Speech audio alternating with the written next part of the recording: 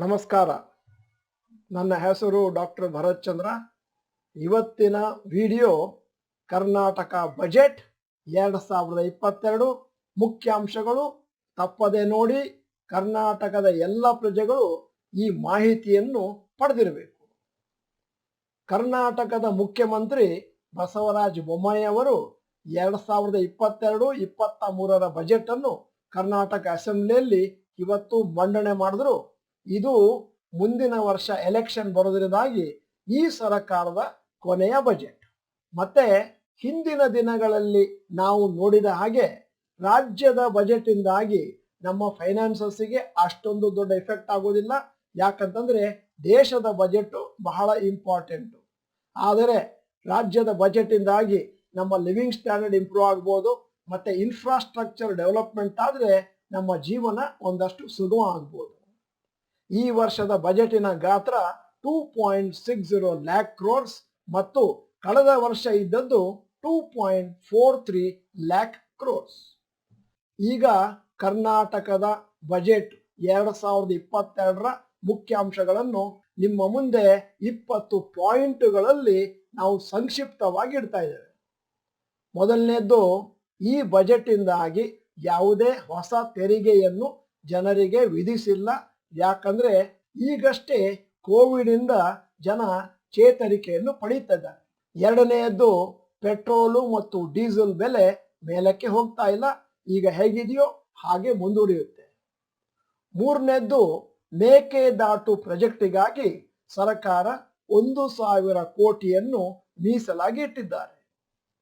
ನಾಲ್ಕನೇದ್ದು, ಕರ್ನಾಟಕದಲ್ಲಿ ಗೋಶಾಲೆಗಳು ಇದ್ದು ಕಳೆದ ಬಜೆಟ್ ಅಲ್ಲಿ ಬಂದದ್ದು 31, ಈಗ ಅದನ್ನು 100ಕ್ಕೆ ವಿಸ್ತರಣೆ ಮಾಡ್ತಾ ಇದ್ದಾರೆ 50 ಕೋಟಿ ವೆಚ್ಚದಲ್ಲಿ. ಐದನೆಯ ಪಾಯಿಂಟು, ಸರ್ಕಾರದವರು ಪುಣ್ಯಕೋಟಿ ದತ್ತು ಯೋಜನೆ ಅಂತ ಪ್ರಾರಂಭ ಮಾಡ್ತಾ ಇದ್ದಾರೆ. ಅದನ್ನು ಪಬ್ಲಿಕ್ ಪ್ರೈವೇಟ್ ಇನ್ಸ್ಟಿಟ್ಯೂಷನ್ಗಳಿಂದ ಸ್ಟಾರ್ಟ್ ಮಾಡ್ತಾ ಇದ್ದಾರೆ. ಅಲ್ಲಿ ಒಬ್ಬ ವ್ಯಕ್ತಿ ಒಂದು ಹಸುವನ್ನು 1 ವರ್ಷಕ್ಕೆ 11,000 ಕೊಟ್ಟು ದತ್ತು ಪಡೆಯಬಹುದಾಗಿದೆ. ಈಗ ಆರನೆಯ ಪಾಯಿಂಟು, 500 ಕೋಟಿ ರೂಪಾಯಿಯನ್ನು ಬಜೆಟ್ ಅಲ್ಲಿ ಇನ್ಫ್ರಾಸ್ಟ್ರಕ್ಚರ್ ಇನ್ ಗವರ್ಮೆಂಟ್ ಸ್ಕೂಲ್ ಅಲ್ಲಿ ಇಂಪ್ರೂವ್ಮೆಂಟ್ ಮಾಡಲಿಕ್ಕೋಸ್ಕರ ಇಟ್ಟಿದ್ದಾರೆ. ಏಳನೆಯದ್ದು, ಸರ್ಕಾರ 438 ನಮ್ಮ ಕ್ಲಿನಿಕ್ಸ್ ಅಂತ ಸ್ಟಾರ್ಟ್ ಮಾಡ್ತಾರೆ ದೊಡ್ಡ ದೊಡ್ಡ ನಗರಗಳಲ್ಲಿ ಮತ್ತೆ ಎಲ್ಲಾ ವಾರ್ಡ್ಗಳಲ್ಲಿ, ಬೆಂಗಳೂರಿನಲ್ಲಿ. ಈ ಕ್ಲಿನಿಕ್ಗಳಲ್ಲಿ ಕಮ್ಯುನಿಕೇಬಲ್ ಡಿಸೀಸ್ಗಳನ್ನು ಪತ್ತೆ ಹಚ್ಚುವುದು ಮತ್ತೆ ಸ್ಪೆಷಲಿಸ್ಟ್ಗಳಿಗೆ ರೆಫರ್ ಮಾಡುವಂತ ಕೆಲಸವನ್ನು ಮಾಡ್ತಾರೆ. ಎಂಟನೆಯ ಪಾಯಿಂಟು, ಫಾರ್ಮ್ ಮಷೀನರಿಯಲ್ಲಿ ಫ್ಯೂಲ್ ಎಕ್ಸ್ಪೆಂಡಿಚರ್ ಕಮ್ಮಿ ಮಾಡಲಿಕ್ಕೋಸ್ಕರ 250 ರೂಪಾಯಿಯನ್ನು ಸಬ್ಸಿಡಿಯಾಗಿ ಕೊಡ್ತಾ ಇದ್ದಾರೆ. ಅದಕ್ಕೋಸ್ಕರ ರೈತ ಶಕ್ತಿ ಅಂತ ಹೇಳಿ 500 ಕೋಟಿಯನ್ನು ಮೀಸಲಾಗಿಟ್ಟಿದ್ದಾರೆ. ಈಗ 9ನೆಯ ಪಾಯಿಂಟಿಗೆ ಬರ್ತಾ ಇದ್ದೇನೆ. ಬೆಂಗಳೂರು ಸಿಟಿಯ ಅಭಿವೃದ್ಧಿಗಾಗಿ ಈ ಬಜೆಟ್ ಅಲ್ಲಿ 8,409 ಕೋಟಿಯನ್ನು ಮೀಸಲಾಗಿಟ್ಟಿದ್ದಾರೆ. 10ನೆಯ ಪಾಯಿಂಟು, ಕರ್ನಾಟಕ ಸರ್ಕಾರದವರು 37 ಕಿಲೋಮೀಟರ್ ಉದ್ದದ ಮೆಟ್ರೋ ಲೈನ್ ಅನ್ನು ಸರ್ಜಾಪುರದಿಂದ ಹೆಬ್ಬಾಳು ಅಂದ್ರೆ ಬೆಂಗಳೂರಿನಲ್ಲಿರುವ ಹೆಬ್ಬಾಳು, ಅದು ಅಗರ, ಕೋರಮಂಗಲ ಮತ್ತು ಡೈರಿ ಸರ್ಕಲ್ಗಾಗಿ ಬರುವಂತಹದ್ದು. ಅದಕ್ಕಾಗಿ 15,000 ಕೋಟಿಯನ್ನು ಮೀಸಲಾಗಿ ಇಟ್ಟಿದ್ದಾರೆ. 11ನೆಯ ಪಾಯಿಂಟು, ಟೂರಿಸಂ ಅನ್ನು ಅಭಿವೃದ್ಧಿಗೊಳಿಸಬೇಕು ಅಂತ ಹೇಳಿ ಮಡಿಕೇರಿ, ಚಿಕ್ಕಮಗಳೂರು ಮತ್ತು ಹಂಪಿಯಲ್ಲಿ ಹೆಲಿಪೋರ್ಟ್ಗಳನ್ನು ಪ್ರಾರಂಭ ಮಾಡ್ತಾ ಇದ್ದಾರೆ. ಪಬ್ಲಿಕ್ ಪ್ರೈವೇಟ್ ಪಾರ್ಟ್ನರ್ಶಿಪ್ ಮಾಡೆಲ್ ಮೇಲೆ 30 ಕೋಟಿ ಖರ್ಚಿನಲ್ಲಿ. 12ನೆಯ ಪಾಯಿಂಟು, 350 ಎಕರೆ ಪಾರ್ಕ್, ಅಟಲ್ ಬಿಹಾರಿ ವಾಜಪೇಯಿ ಪಾರ್ಕ್ ಅಂತ ಕರೀತಾರೆ. ಅದನ್ನ ಬೆಂಗಳೂರಿನ ಯಲಹಂಕದ ಪಕ್ಕದಲ್ಲಿರುವಂತಹ ಜಾಗದಲ್ಲಿ ಲಾಲ್ಬಾಗ್ ಮತ್ತು ಕಬ್ಬನ್ ಪಾರ್ಕ್ ಮಾದರಿಯಲ್ಲಿ ಸ್ಟಾರ್ಟ್ ಮಾಡ್ತಾ ಇದ್ದಾರೆ. 13ನೇ ಪಾಯಿಂಟು, ಬೆಂಗಳೂರಿನಲ್ಲಿ ಮಳೆ ಬಂದಾಗ ನೆರೆ ಬಂದಂತಹ ಒಂದು ಸನ್ನಿವೇಶ ಉತ್ಪತ್ತಿಯಾಗುತ್ತೆ.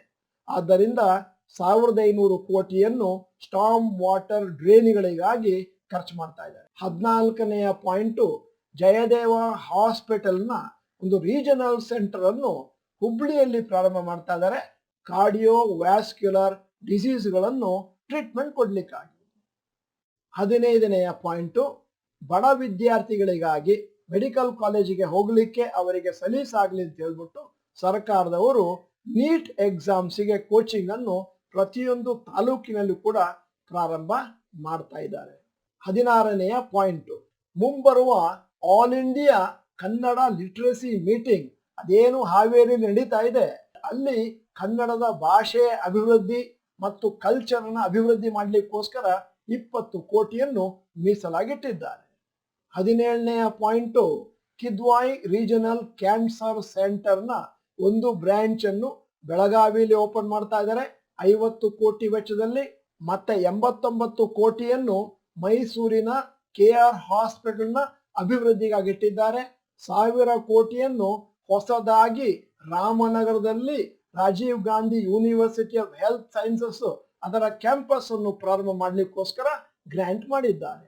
ಈಗ 18ನೆಯ ಪಾಯಿಂಟ್, ಸರ್ಕಾರದವರು 500 ಕೋಟಿಯನ್ನು ಮೀಸಲಾಗಿಟ್ಟಿದ್ದಾರೆ ಪ್ರೈಮರಿ ಸ್ಕೂಲ್ಗಳಲ್ಲಿ ಫೆಸಿಲಿಟಿಯನ್ನು ಇಂಪ್ರೂವ್ ಮಾಡಲಿಕ್ಕೆ.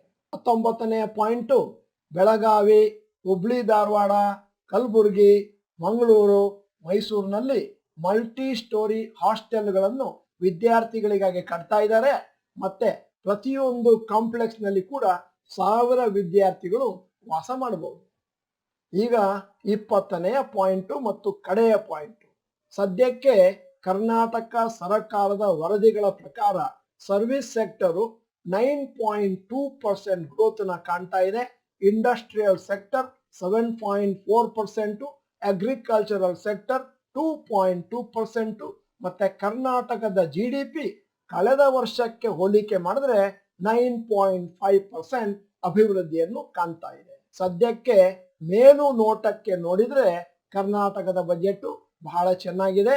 ಅದನ್ನು ಇಂಪ್ಲಿಮೆಂಟೇಷನ್ ಅಥವಾ ಅನುಷ್ಠಾನಕ್ಕೆ ತಂದರೆ ನಮಗೆಲ್ಲರಿಗೂ ಬೇಕಾದಷ್ಟು ಅನುಕೂಲ ಆಗುತ್ತೆ.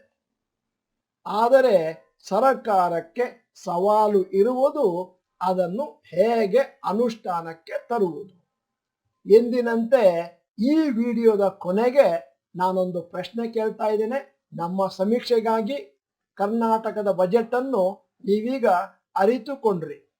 ನಿಮ್ಮ ಪ್ರಕಾರ ಇನ್ನೇನು ಹೊಸದನ್ನು ಈ ಬಜೆಟ್ ಅಲ್ಲಿ ಮುಖ್ಯಮಂತ್ರಿಯವರು ನೀಡಬಹುದಾಗಿತ್ತು ಅಂತ ಒಂದೆರಡು ವಾಕ್ಯಗಳಲ್ಲಿ ನೀವು ಕಮೆಂಟ್ ಬಾಕ್ಸ್ ನಲ್ಲಿ ಬರೆದ್ರೆ ನೀವು ನೋಡ್ತೀರಿ, ಬಾಕಿಯವರು ನೋಡ್ತಾರೆ, ಎಲ್ಲರಿಗೂ ಒಂದು ತರ ಹೊಸ ಎಜುಕೇಶನ್ ಆಗುತ್ತೆ.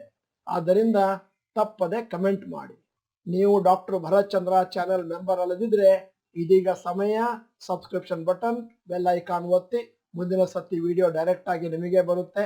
ವಿಡಿಯೋ ಚೆನ್ನಾಗಿದ್ರೆ ಲೈಕ್ ಬಟನ್ ಒತ್ತುವುದನ್ನು ಮರಿಬೇಡಿ. ಮತ್ತೆ ಈ ವಿಡಿಯೋನ ಕರ್ನಾಟಕದ ಎಲ್ಲರಿಗೂ ಫಾರ್ವರ್ಡ್ ಮಾಡಿ.